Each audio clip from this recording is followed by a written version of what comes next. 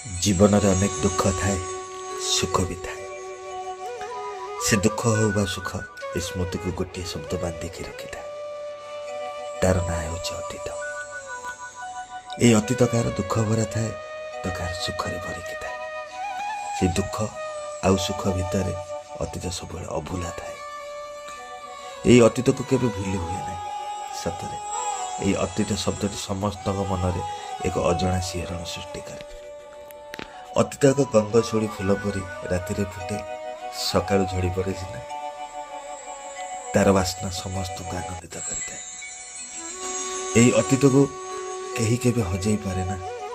यही अतीत बहुत मन पड़े जिते मनीष एकुटिया थाए। जिते भी यही अतीत को मनीष दूरेवा को चेष्टा करे फोपाड़ा को चेष्टा करे से मनीष विफल हुए। कारण यही अतीतर स्थान थाए मनीष हृदय थाए मनीषर स्पंदन।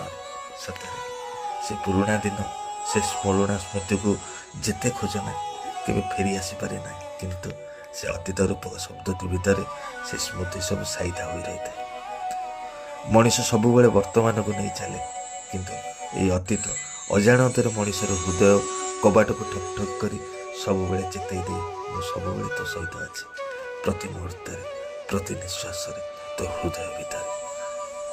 समय परिस्थिति पड़ी सीना मनीष बदली जाए किंतु ये अतीत को जमा बदल पारे। सतरे ये अतीत शब्दटी सबुठार निरा। से अतीत को नहीं कविताटी शीर्षक हो अतीतर स्मृति। शुणवे भल लगे कि नहीं निश्चित कमेंट माध्यम जनइबे। नमस्कार, जय जगन्नाथ।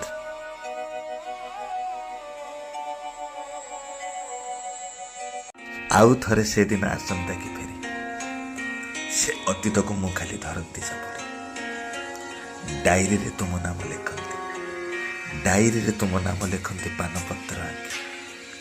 से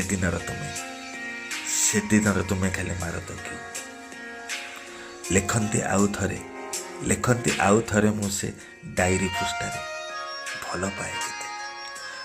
पाए केते तुमको मु रखी मो हृदय। लिखती आउ थरे से कविता लिखती आउ थरे से कविता जहाँ अधा थिला साथी। कवितार ना दियंती से अतीतर स्मृति।